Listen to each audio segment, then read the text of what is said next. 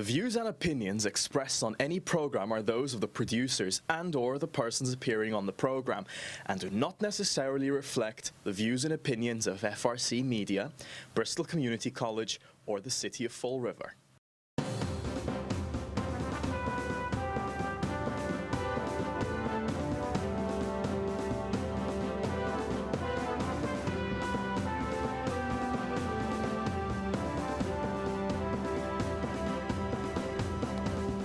Well, hello. Welcome to Spindle City Straight Talk. I'm Chip. And I'm CJ. And it is Friday before the blizzard in the Riv. The blizzard of 22. The blizzard of 22. 20-some inches. Who knows? Anywhere from 6 to 28, I've heard. So, hey. who knows? You know, I'm going to be the weatherman today. Wake up on Sunday and look out your window. That's it. Don't even bother about Saturday. Just leave Saturday out of the question. You'll know how much we got on Sunday morning. Just sit in your house Saturday, wrap yourself in a blanket, and watch TV as long as you've got power. And get your candles ready and your flashlights and everything else. And that's our public service announcement. That's right. And I'm sure the markets are already, because I came by Stop and Shop on my way in here. I saw it, looked into the parking lot on Rodman Street, packed. So already the milk and bread is... Yeah. Stay home. There's no milk. There's no bread. Forget it. Don't go to the markets. It's a total waste of time because there's no bread, no milk, and anything. I went there last night to pick up some hamburger, just a pound of hamburger. $4 a pound. I'm like, my gosh, this is ridiculous. Don't even talk to me. And there was no hamburger. There was no chicken. There was, I mean, they had steaks at, $28 a pound for a cheap steak. But I'm walking down away from the meat counter, and all of a sudden they come out with the cart, and it had 1 pound packages of steak. He says, that's all we've got. I said, I'll take 2. Yeah, it's nuts, and the inflation's murdering everybody. Look, I was on Home Depot looking up something the other day because I wanted to know. When I go there, I don't like to wander around all day because it tells you what aisle and bay it's in, so I can walk right in, go to the aisle, grab what I want, and walk out. But I was online, and just for a goof, I figured out, let me just check something because I know how bad lumber was. And a 1/4-inch sheet of plywood. Now, 1/4-inch. Now, nobody uses 1/4-inch except as a surface, over something. But I mean, you're normally using 3/4 ply. And 1/4-inch sheet of interior ply, not exterior, or treated. $41. $41 for one sheet of 1/4-inch plywood. It's like, I heard our producer, I think he just dropped the stone. Yeah, well, go online. You'll see it's $40 and almost 98 cents or something like that for a 4x8 sheet of 1/4-inch ply.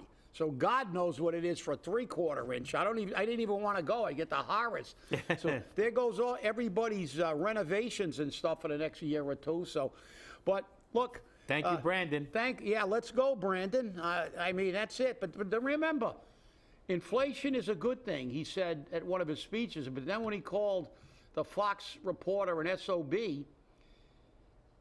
he also led that. A lot of people forgot to lead into that. He actually admitted that inflation is not a good thing. That's right.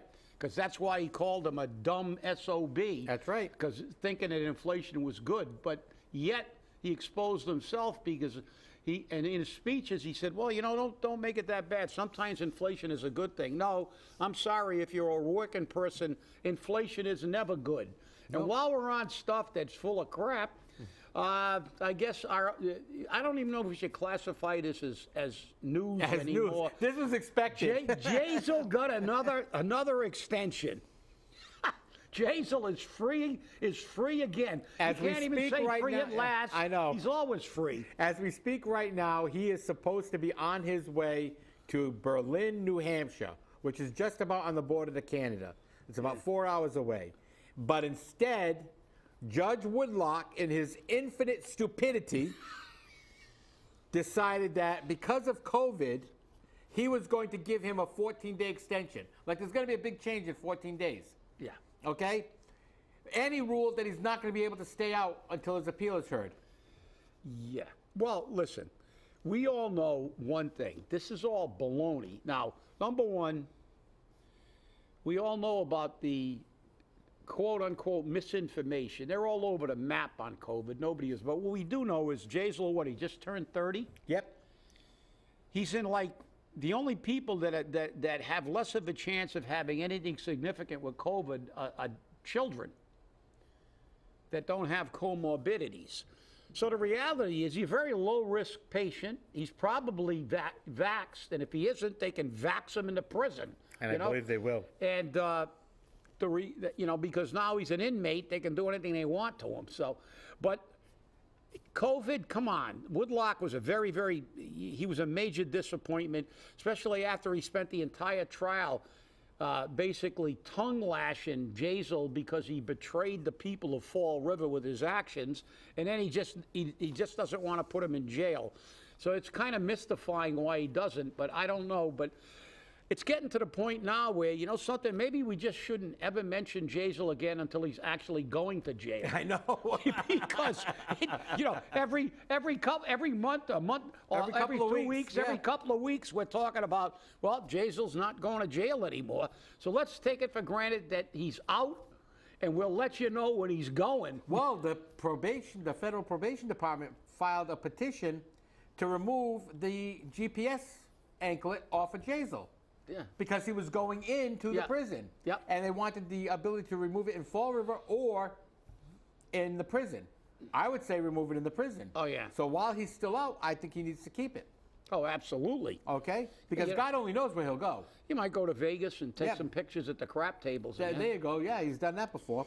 So that was, I had to get that one in quickly. And, everybody knows, everybody's worried about the blizzard. So, hey, that's it. And speaking of the blizzard, I want to remind people that tonight at 6 p.m., yes, the parking ban goes into effect. And no, it is not a band that plays music. It's a band. It's a band. You can't do it. Not B-A-N. You can't do it. That's right. You can't do it. And I guess this time, the mayor is going to be towing vehicles. The last no parking ban, he did not tow any vehicles, and they gave out $24,000 or $240,000 worth of tickets or something along that line. Yeah. Because they're $40 a piece, and they gave 600 tickets. So you can believe you're going to get a ticket at least, if nothing else. But if they tow you, that's going to be an expensive parking space. Yeah. Well, I'm surprised there was only 600 people who didn't move their cars in Fall River. But they didn't get towed. But this time they're going to pay towing, and they're going to get ticketed, That's right. and they're going to pay the storage fee. That's right. So people pay attention, because this one really is going to hammer you. Your $40 ticket, well, $40, it's a lot to most people in Fall River, but still, you're talking about tag, tow, and storage fee. You're looking at. And you're probably not going to be able to get your car out until Monday. Oh yeah, that's no doubt about it. No doubt about it. You won't be able to get a car. Definitely won't be able to get a car out. So there's at least $50 in storage right there, if not more. And the other thing you want to be very aware of is this is going to be a big storm. They're calling it a snow bomb. Yeah. Now, The blizzard of '78 revisited. Yeah, they got a name for everything. Yeah. Snow Okay. bomb. But one of the things I'd like to say is, Mr. Mayor, if you're watching, like we don't know, or one of his people are watching, They consider getting the snow removed from the streets instead of moving it around on the streets. We had a big snowstorm a few years back, and they plowed out the entire downtown area and moved that snow over to the Watuppa Heights project land. Why can't we do that again this time, only in a bigger form? Because I can tell you some streets right now that are going to be impassable even after they're plowed, such as Warren Street. Because it's a two-way street. When they plow it, it's got a space for one car to go through, so there's always traffic jams on that street after a snowstorm. So please, seriously consider removing the snow to the Watuppa Heights land or to a local park. It can't do us any bit worse than what's going on now. You're 100% right. So because you lived in Minnesota, That's so right. you're used to seeing a lot of heavy snow and how they handle it. My son went to college out in Iowa in the Midwest. They get tons of snow out there because it comes right through the center of the country down into down into Iowa and Illinois and stuff. They're right on the Illinois border. But the other issue is when we get a storm of this significance and they don't take it away, you have these giant mountains of snow that they push in between islands and at the ends of streets. It creates an obstruction to drivers' views. Yes. There's traffic, there's near traffic accidents and traffic accidents caused because of what you have. And the other thing is, I know you're a lame duck mayor, you said you don't want another term, so you really don't care. But it might do well for the first time in history not to plow a 15-foot wall in front of everybody's driveway on the hydrant side of the street. And I speak from many, many years of experience, because every storm I have to at least shovel my driveway out at least 6 to 8 times. I hear you. Because every time I get that wall down, they come by and I push, because I live at the end of the street, so they push the snow from the beginning of the street and begin to deposit it along the curb all the way down the street. So I cannot get out of my driveway, even though the street's plowed. And if, like tomorrow, tomorrow we're going to get the storm. But Sunday, the high is going to be in the mid-20s or the low 20s. So which means that it's going to probably ice up, and you got an ice dam at the end of your driveway. If you remove the snow, people will have an easier time getting back out. And, but this is a significant blizzard. So the important thing is make sure you got your batteries for your flashlights, and, if you got your lanterns or whatever you're going to do. Hopefully we won't lose power, but there is a possibility that you will. There's always a possibility. And if you do, you're going to lose it for a while, because the crews aren't going to go out in the middle of a blizzard. That's right. To restore power. So remember that. It's not going to be a situation where you're going to lose power for a half an hour or an hour. If you lose power early in the blizzard, you may not be looking for power till the next day. And you'll be freezing. Yeah. And yeah, your heating system, everything is down. So just be careful out, be careful, stay in the house, go out. I mean, anybody who bought extra bread, stick a for sale sign in a window. You can gouge you can make some money, make a big profit. Now tell them super inflation on bread. There you go. I mean, and with gold medal not having the thrift store open anymore, yeah. I mean, you could really make a killing. Just try to stay safe. So. Yeah, that's the important part. We got anything else on the local level? Yeah, Okay. actually, the mayor's office is asking people for volunteers to go out and shovel out the elderly and the disabled. I think that's a good idea. Yeah. But those people are going to have a problem getting there to shovel out the elderly and the disabled. There'll probably be a driving ban, a parking ban. Yeah. Where are they going to park their cars to shovel people out? Well, I heard if they're going to walk. I heard this morning on the 4 a.m. news that it is highly recommended that nobody be driving in the snow, because the snow is going to be coming down 1 to 2 inches an hour. It's going to be a whiteout. It's going to be an absolute whiteout. And the snows are not going to be passable. Even after a snowplow goes through it, it's still not going to be passable. Yeah, so. It's very, very intense driving on all those things. I remember driving up to Maine to pick my son up from undergrad school, and that was in the middle of a blizzard. I didn't realize it, but I couldn't figure out, figured because of the blizzard, but I was the only car on the Maine Turnpike. And then I found out that I was the only car on the Maine Turnpike because they had closed it. Even the Stadies weren't out. And it was so bad that I actually had to have my driver's side window down, and I was reaching out and pulling the snow off with my hand because it was snowing so hard. And then when I got to Maine to pick up my son, I think it was on Christmas break, and when I turned around to come back, I drove back because the snow had stopped for about an hour, and I came back, and I got to the on-ramp to the Main Turnpike, and there was a Stady parked there, and he went, "The turnpike's closed." I said, "I just went up like an hour ago." He said, "It's been closed all day." So I said, "Oh, I guess I was the only person illegally on the Main Turnpike during that blizzard." But you don't want to drive in those things, but I had no choice. I either had to get somewhere, so I ended up staying at a hotel in Portland for the night until the next day. And that's the other thing Maine does, because they're used to a lot of snow. Yep. They get a blizzard like that, you don't have cars and plows on the, negotiating around vehicles. They shut down a turnpike. No cars are allowed until they clear the pike. Then they had nothing but plows on the main turnpike, plowing the main turnpike. And when I got on the next day, bare pavement. Yep. All the way from Portland back into Massachusetts. It was bare pavement because in Maine they shut it down. Over here, you're driving down I-95. You got plowed trucks, cars. It's And like people are playing chicken. yeah, people are playing chicken and stuff like that. So it's crazy. Yep. And remember, if you're on the roads or you're parked illegally during the parking ban, the snow plows are not going to be able to clear the streets. And then you'll complain that they did a lousy job and nobody could move and nobody could clear the streets and nobody could do this, that. Remember, you are part of the problem if you're not abiding by the rules and if you're not going to help out the situation. Stay off the streets, keep your car parked legally, get it off the street if you can, and make it easy for those plow drivers, because our producer's even a plow driver, and I'll tell you now, they need all the help they can get. And you're right. And you know that when we disagree with the mayor, we disagree very, very Boisterously. very clear, yeah, very clearly and very vigorously.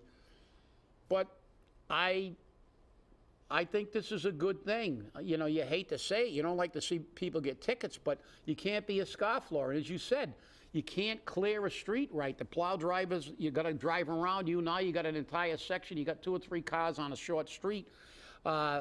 It's crazy. This should be the standard operating procedure in Fall River. It should be, if there's a parking ban on, you get your car off the hydrant side of the street. Otherwise, you get towed. That's it. Not tagged. Every single time there's a parking ban, they should tow everybody on the opposite side of the street. They shouldn't give people the discretion. Well, it's not going to be a really big storm, so they may not tow us. But this, I agree. I agree with the mayor. This should be the norm, because people have to realize that, you know, we've got to be able to clear the street. If you got no cars on one side of the street, I have to suffer the giant wall in front of my driveway because I'm on a hydrant side. But the reality is that at least they can clear the street effectively. And you're right. So I get that wall of ice and snow every snowstorm. oh, I'll tell you, it's nothing but some days I'm out there still shoveling the wall, and they're coming down again, bringing another 100 pounds of snow into my driveway. Well, you know, I make sure that I park my vehicle face out. Yep. I back into my driveway and I leave it there, and I park face out, just so that when I do finally shovel all that out of the way, I can go through it. Now, I've got all-wheel drive on one vehicle, I've got four-wheel drive on the other, and my second vehicle is parked on the right side of the street, and it's not going to move, because if it moves, somebody's going to take that spot. Yeah, you're right. Well, last year last couple of years I've had. Before, I always had front-wheel drive cars, and you know they're difficult. They're better than rear-wheel drive cars. But now, the last couple of years, I bought an SUV for the first time. It's got four-wheel drive, all-wheel drive, so it's a lot better than negotiating the snow. Plus, it's a little higher, you know, and I got a new set of shoes on it because I knew winter was coming. And but hey, everybody stay safe. Yep. But let me get to something that we love to talk about government. Since we're on government, you know me, I'd like to show you about the inefficiency of our government, because it's the antithesis of private industry. I saw a report this morning. I don't know if you saw it, because I saw it almost before I left for the show. I was looking at something I taped yesterday, so you may have seen it. But they were talking about Buttigieg, and this is what government does. We've got this big, giant, trillion-dollar infrastructure budget, so you know what they're going to do? They're not really going to fix roads and bridges. They're saying infrastructure now is child care and stuff. And what they're going to do with the roads is they're not going to fix them. They're going to invest in speed trap cameras. Because Mayor Pete says that will bring greater equity to speeding tickets. So I didn't know that somebody doing 80 and a 40, that the police could see what the ethnicity and color of the driver was. You know, when they let people who of the wrong color go and they only stop people, minorities, which is BS. But this is your government. But then there was a more grotesque example of why you should never, ever, we should throw these bums out at least every other election. 2 terms max. California, what a surprise. Imagine that. What a surprise, California. California had a rail project, commuter rail project. Listen to this one. When they voted on that 20 years ago, or whatever. Fall River again. 20 years ago, the estimated cost of the project was $33 billion, and it was supposed to be finished by 2020. So we know what year it is. It's not 2020, it's 2022. So obviously it's not finished. They have an $80 billion deficit already because they've run 2 years over. Now they've changed the completion date to 2033, and the new cost, with the besides covering their $80 billion deficit, is $100 billion.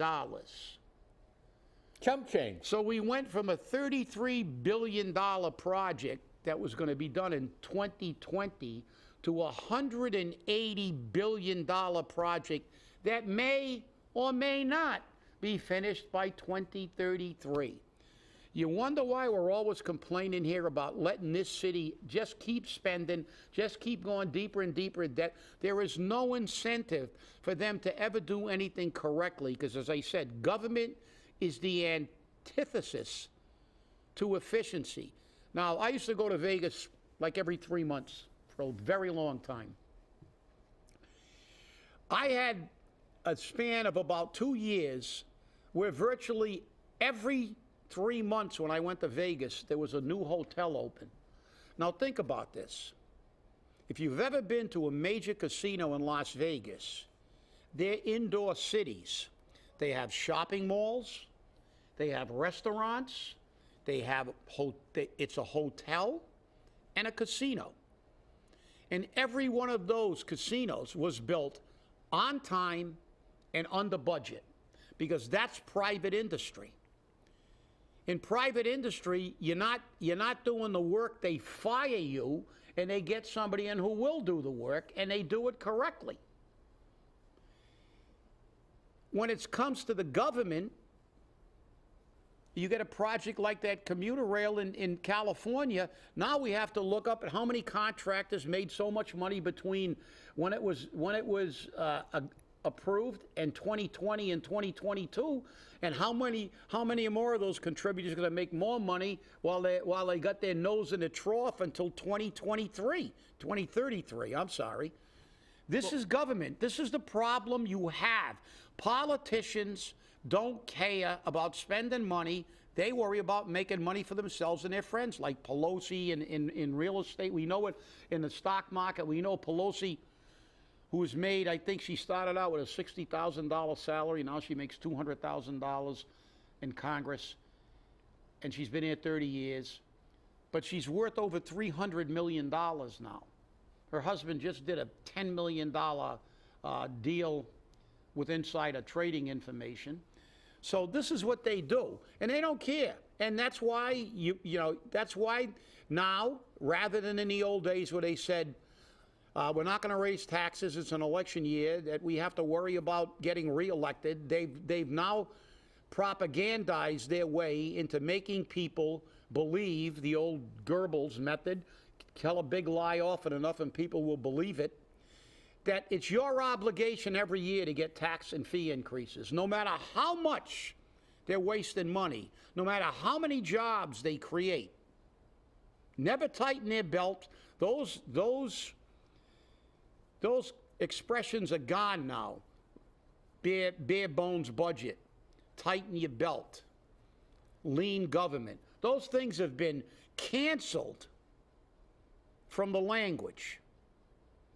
Now they have convinced everybody it's your obligation to suck it up no matter how badly they manage your money and pay forever. That's unbelievable. Now you're talking about California, but I can Everywhere. I can correlate it specifically to Massachusetts. Yeah. How long were we promised a commuter rail? Oh, yeah. 30 plus years, and we still don't have it. Okay, and Charlie Baker said in his speech, and I brought the commuter rail to South Coast, to New Bedford and Fall River and Taunton. I don't see it. I see them working, but I don't see it. Well, don't look, you and I will be looking up at the roots, not down at the grass before that thing ever comes to Fall River. I can tell you that right now. But you're talking about it. But remember, as bad as California is, Massachusetts will always have the crown. That's right. Of government waste. It was called the Big Dig. The Big Dig. I was thinking about the Big Dig. Yeah. And it actually not only killed somebody because the panel fell down on one of the things, but I used to go to Boston virtually when I was working. I used to go to Boston at least once a week, sometimes more often, to see the attorney. And I'll tell you, the Big Dig made traffic worse. It's worse in Boston now than it ever was. And we spent, that was the largest public project ever commissioned in the history of the United States. And it was a massive failure. And it was a massive failure. Yep. It was a massive failure. And when I used to drive to Boston, every day when you went through, there were different detours. So if you didn't know Boston, you were screwed. I mean, you'd get off and you couldn't get to Congress Street. You'd get off, you couldn't get where, unless you knew how to get there by an alternate route. Yep. You were done. Because every day in a Big Dig for years, and that thing lasted forever. We wasted, and didn't somebody get fired ultimately after he worked on a Big Dig? One of the public appointees, and then there were talks about waste of money. But look, this is your government work. This is why we say, look. What about the investigation that never went anywhere? Well, they never go anywhere. Ah. They never go anywhere. It's like Hunter Biden's laptop. Everything is Hunter Biden's laptop. No, we know nothing. They're like Schultz. Who do they have in charge from what was the name of that series there? Hogan's Heroes? Hogan's Heroes, yeah. I know nothing, and that's what they do. They're investigating everything, but the investigation is never, ever concluded, or you never see anything that's actually damning. It's like the data on COVID that they want to suppress for 75 years. Why would they want to suppress data for 75 years? Doesn't the public have the right to know what they just stuck in their body? Mm-hmm. But they don't, because these pharmaceutical companies that are making trillions of dollars, not billions, trillions of dollars, they don't want you to know. So we're all giant herd of guinea pigs. That's what we are. Do you know what the official name for the COVID, the medical name for COVID-19 is? Wouldn't have a clue. SARS-CoV-2. SARS, S-A-R-S. Remember SARS? Yeah, sure, the SARS, yeah. CoV, 2. Yeah. That's the name of the organism or virus that gives you this disease. So it's not something they haven't experienced before, because guess what? It's SARS. Oh, yeah, you're right. They had it before. So you're right. Now all of a sudden it's a big thing. We're into our second year. Even the great flu pandemic didn't last this long. Yeah, well, I saw something about that. The MERS, the SARS, they weren't this. That's why a lot of them are going now that this was made in a lab, because they said even SARS and MERS didn't have create the kind of devastation this made on particular individuals. So, hey, well, remember, people, be safe this weekend. If you have health issues, don't shovel out. Get somebody to do it for you. Call the mayor's office, 508-324-2600. Thanks for watching. Thanks for inviting us into your home. And remember, stay safe, stay angry, and hold your politicians accountable. Be safe this weekend.